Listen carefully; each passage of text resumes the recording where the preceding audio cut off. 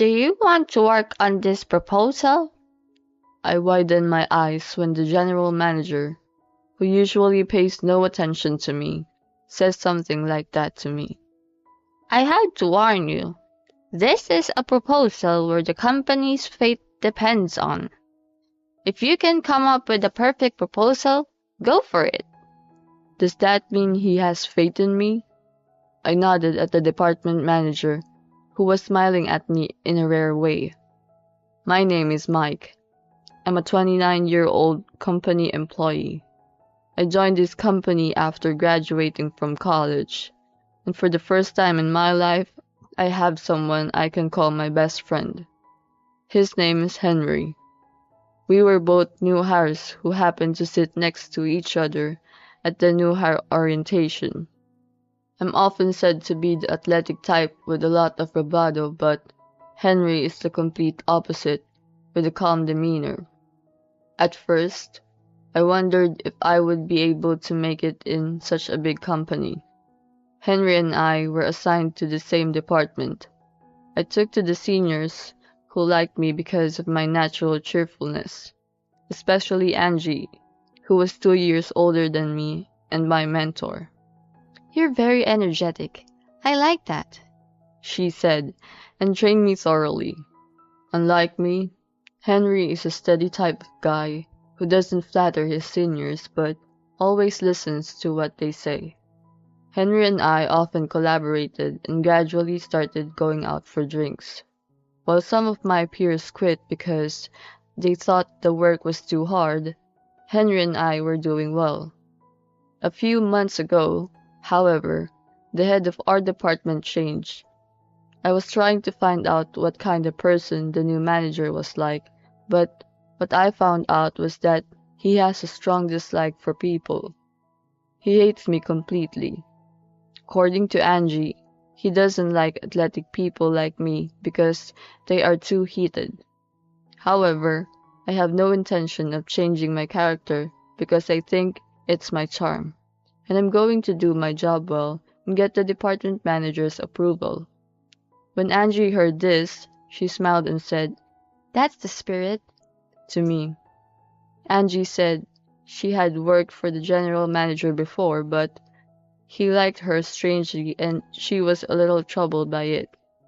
I was doing my job as well as I ever did, but the general manager told me that he didn't like me. "Hey, you over there! Get this done for me!" And he always forced me to do chores. Because of my competitive nature, I was always trying to show off my work to the head of the department so that he would recognize me someday. Henry once asked me why I was appealing so much to the manager. "Well, you want to be recognized, don't you?" Henry laughed at what I said. "Mike, you've got guts." I was more and more motivated by his words. A short time later, I was called in by the manager. "Do you want to work on this proposal?" Surprised by the manager finally approves of me, I say, "I'll do it." When I respond, the manager says to me, "I have to warn you, this is a proposal where the company's fate depends on it," he said. The manager asked me to submit a perfect proposal. I responded with enthusiasm, but the word perfect left me perplexed. However, the manager said he would consult with me if I had any problems, so I was relieved to hear that. The deadline was a month later. I started working on the proposal that day. A while ago, a proposal I had written was well received within the company. At that time, I thought the general manager didn't seem to be amused, but maybe he recognized my achievements and entrusted me with the project. Moreover, I was told that if we succeeded this time, it would be $1 million business, and I felt the weight of responsibility. A few days later, I went to my manager for advice. "Yeah, that sounds fine," he tells me. When I try to ask him a question, "Look it up on your own. I'm busy," he said, and blew me off. It was him who said he would consult with me. I was working late, worrying my head off. Then Henry comes to me. "Don't overwork yourself. I'm here to help." I nodded to his kind words. With the help of Henry, who continued to worry about me, I set a timetable for completing the project. Angie called me halfway through the project and told me that I should be able to meet the deadline. Angie looked over the project and said, "Yeah, it looks good," she told me. 1 week remains before the proposal is due. At that time, I was summoned to the conference room by my manager, who asked me about the progress of my proposal. I handed him a draft of the project. Then he flips through the proposal and starts laughing. I was puzzled. Then he started tearing up the proposal right in front of me. "Your proposal is trash," I muttered to myself as I looked at the torn-up proposal. My manager smirked and laughed. "I knew it'd be impossible for you. I told you at the beginning that the fate of our company depended on this. I told you to come up with the perfect proposal. Do you know what this means now?" He tapped me on the shoulder. I can't believe that someone would treat me like this after I spent every waking moment working on a proposal. Moreover, he said he would consult with me, so I asked him for advice, and yet he never helped me or gave me advice. And then he rips up my nearly finished proposal and throws it away. I was so shocked and I just nodded my head. He didn't even pay attention to me. "I can't finally get rid of you. I hate people like you. Did you really think I asked you to do this because I believed in you? No way! You're fired," he said. I lifted my head when he said those words. "You weren't able to submit a perfect proposal. Do you understand how important this is? It means you cause a loss to the company. You're fired for violating the terms of the agreement." The director told me this and I tried to respond. "But the proposal..." The director laughed off my words. "I've been preparing the proposal for months. I've had my people help me with it. And of course, my proposal is going to be accepted. You should just use up your PTO while you can. I'll tell HR and the section chief. You don't have to call them. Don't do anything unnecessary." I wonder if he had been making arrangements from the beginning to get me fired. I left the conference room with a nod, but it was already past the end of the workday. I packed my things and left the office with my shoulders slumped. I met Angie when I got out of the elevator. "You look unusually gloomy. What's wrong?" She asked me that, and I said in a lethargic tone, "I've been fired," and turned to leave. Angie grabbed my arm and tried to ask me what was going on, so I tried to summarize. Angie got angry with the manager and lost her temper. "It's fine," I said, and went home. Henry called me that night, but I couldn't pick up the phone because I didn't have the energy to talk to him.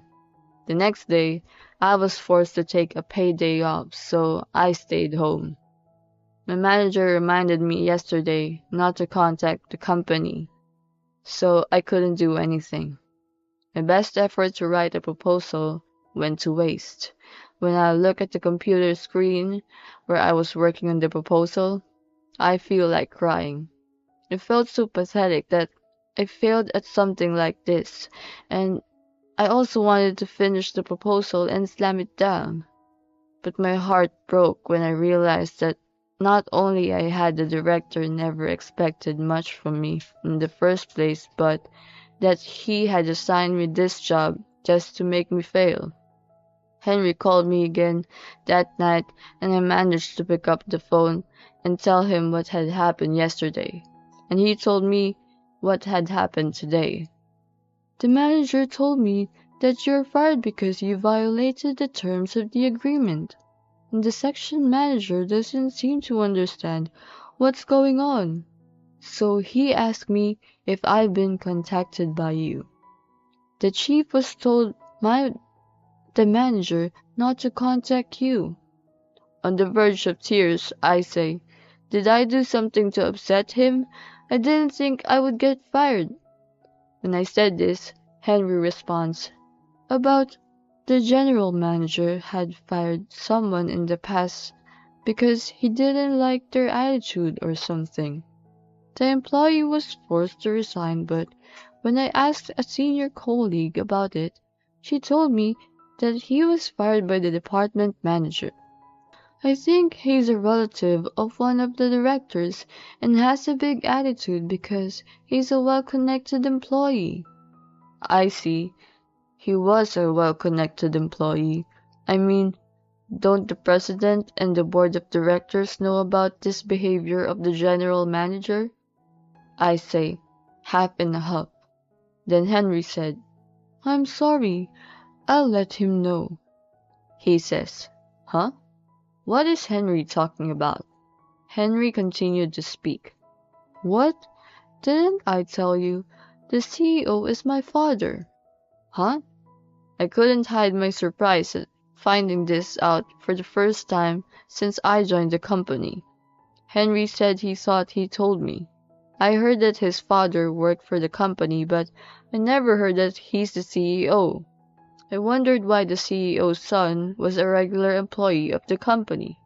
When I said that, Henry replied, I'm the youngest of 3 brothers, so I don't think I'm going to take over the company, he said. I'd heard he had 2 older brothers, but I'd never cared about Henry's family. I couldn't hide my shock, even though it wouldn't change my relationship with Henry. Then Henry says, what are you going to do about the proposal? He asked me. I can't do anything. The manager didn't want me to submit a proposal. I say this with resignation, and Henry's voice comes out unusually loud. Is that okay with you, Mike? That doesn't sound like you. That's when I had an epiphany. I knew I couldn't just sit here and rot. If I could at least finish the job, I might be able to get my feelings straightened out. Henry said he had his father's permission. I'll help you, and I'll be responsible for submitting it. I think your proposal was great. There's a need for it, so are you going to do it or not? He presses me. I push myself to finish the proposal. The next day, I went home to finish the proposal. Henry came to my house at night. I opened the door, and to my surprise, Angie was there too. Angie was smiling at me. You're doing something interesting, aren't you? I thought I'd help too. So, I let them both in. It was the weekend and we worked through the night to finish the proposal. Done, I said out loud and gave them both high fives. I'll hold on to this. Henry takes the proposal and puts it in his bag. A few days later, I got a call from HR and my resignation date was set. I would be lying if I said I had no regrets because I had completed my proposal. But I started thinking about making a decision and looking for a new job. On the day of my resignation, I went to work. Soon, it was time to start work, and the phone started ringing everywhere. After a while, the manager came to my desk. I thought he might say something sarcastic again, so I said something before he could open his mouth. I just came here to get my things and to say goodbye. Thank you for having me. I said this to the manager. Then suddenly, he says, It doesn't matter. We're getting a lot of inquiries about your proposal. It's $1 million business. You need to handle this right now. He tells me. I don't know what's going on, so I ask him, and he says that the phone is ringing non-stop. Most of the calls are inquiring about my proposal. Henry gave it to his father, the CEO, and the president gave the okay. So he proposed the project to all the suppliers at once. The general manager didn't know about it, and he's upset because of the inquiries. But that's not my achievement. Henry and Angie helped me make it happen. But isn't he being too cocky? I was getting angry at that thought. But you tore up my proposal, didn't you? All eyes in the office were on me in response to what I said. It's true that you told me to submit a perfect proposal, but even though you said you would consult with me if I had any problems, when I asked you for help, you didn't take me up on it at all. And when I showed you the proposal, you ripped it up and threw it away, saying it was nothing more than garbage. And when I couldn't submit a proposal, you said it was a violation of the terms of the agreement and you fired me. So what are you asking me to do?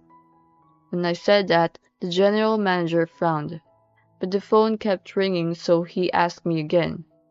I don't care about that. Respond to these calls quickly, he said. I snickered like the director did to me. No, I'm fired, so excuse me. I don't feel like helping when you haven't offered me a single apology. With that said, I held my belongings and the manager grabbed me by the arm. Don't be ridiculous. I told you it's $1 million business. It's also my reputation at stake. Deal with it quickly. At that moment, I heard the noise of a camera shutter. Angie is pointing her phone at us. Boss, you're harassing him, Angie says, and the manager hurriedly removes his hand. Then Henry comes in. Sir, please apologize to Mike. I've already reported this incident to the CEO. You won't get to stay as the department manager for long. Hearing this, the manager goes, What's the meaning of this? And screams. I get in between Mike and the manager and say, Did you know that Mike is the son of the CEO? I didn't know either. The general manager's face turned pale as I laughed. So, the rumor about the CEO's son being a regular employee was true? The general manager is surprised, but everyone around him also widens their eyes. Henry says, My colleague was fired by you for no good reason. I wanted him to know the truth, so I reported it to my father, he said. Then there was a commotion. I looked at the door and saw the CEO of the company coming in. The general manager's face is pale. The CEO came in front of me. So you're Mike. Your proposal was terrific. Someone as capable as you shouldn't be getting fired, he tells me. Then I shake my head. I didn't do it alone. I wouldn't have been able to finish the proposal without help from Henry and Angie. In response, the CEO says, I'm rescinding your firing. I hope you will continue to do what you do best, he said, and he urged me to say whatever I wanted to say to the director. I opened my mouth. I accepted to write the proposal because I wanted to be recognized by you. But when I found out that even when you said was a lie, I lost my confidence. No matter how much you didn't like me, you shouldn't have lied to me and tried to set me up. But thanks to my colleagues and seniors, I was able to regain my strength. And you submitted my proposal, right? The fact that my proposal, which you said was garbage, was accepted means that your proposal must have been garbage. The words came out of my mouth unintentionally, but laughter escaped from those around me. The manager's face turned red, but I guess he couldn't yell at me because of the CEO. I'm going to have a talk with you. Please come to the conference room immediately, the CEO said to the general manager. The general manager followed the CEO out with a pale face. Later that day, the general manager was transferred to a different office far away. Henry told me. The reason he didn't like you was probably because Angie was being nice to you, he said. Apparently, he liked Angie, and he didn't like the fact that I talked to Angie a lot. By the way, Angie had been sexually harassed by the manager, and she presented the evidence of sexual harassment, which also led to the manager being transferred. I was even thinking of suing him, Angie said forcefully. The company's opinion of me improved, but I reported to them that I wasn't in it alone, which resulted in increased bonuses for me and Henry, and Angie's promotion to chief of the department. All you need is a good friend and a reliable mentor. I'm working hard again today, and Henry is laughing at me for being so passionate about my job.